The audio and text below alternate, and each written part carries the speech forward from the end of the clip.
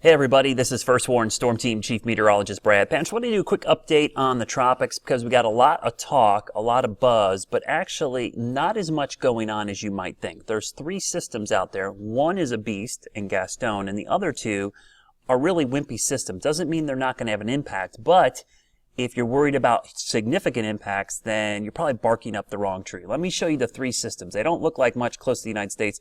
This is TD number 9, TD number 8, and there's our beast Gaston up to the north there. And Gaston is no threat to the United States.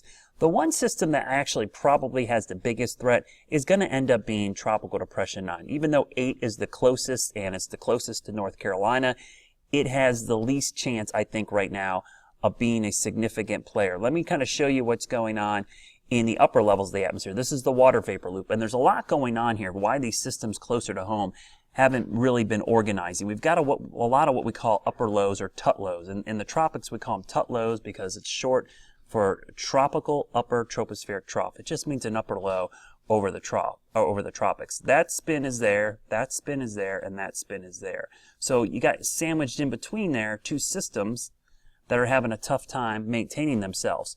As this upper low moves away, what it's doing actually is helping to enhance the outflow to the north. This upper low could actually help enhance the outflow to the south if they move in tandem with TD9, which I think will start to happen over the next couple of days. The other thing that's interesting about TD9 is it's going to move into some really juicy waters over the Northeast Gulf. But as it gets farther north, it's going to start running into shear again because of this trough which is coming in from the northwest. This trough is going to swing in and eventually pick up both systems and move them out to sea. That's why both of them are going to have a tough time moving much further west, especially the slower they get over the next couple of days. So let's take a detailed look at both of them.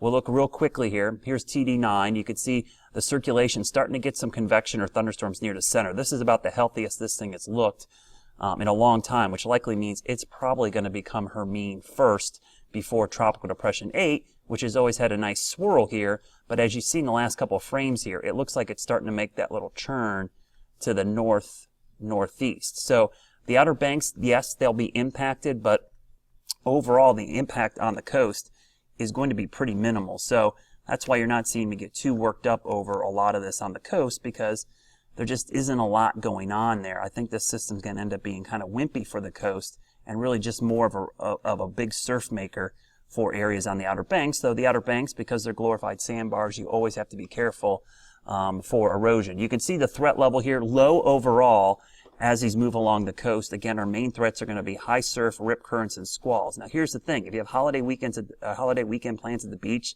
do not change them whatsoever. There's going to be no issue this weekend because the forecast for both of these is that they will be long gone by the time we get to the weekend, and we'll actually have a cold front coming in here that will help sweep everything out. People wonder why it's so hard to forecast these things over the tropics. Well, you got to remember, I'm going to widen the view here. We don't have a lot of surface data. There's no surface data for a big chunk of the Atlantic, and there's no upper air stations there, unlike we have over the U.S. and mainland areas. So when you start looking at guidance before the hurricane hunters fly out there, before you actually have information, you usually have really poor model data. So once these storms get named and hurricane aircraft are flying in and out of them and they get closer to the U.S., the forecasts and the guidance actually get better.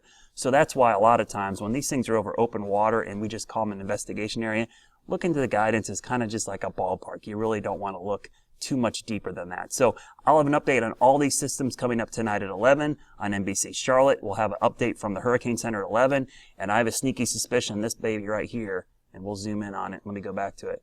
Right here is going to be Tropical Storm Hermine, but we won't know officially until right before 11 o'clock. I'll see you at 11.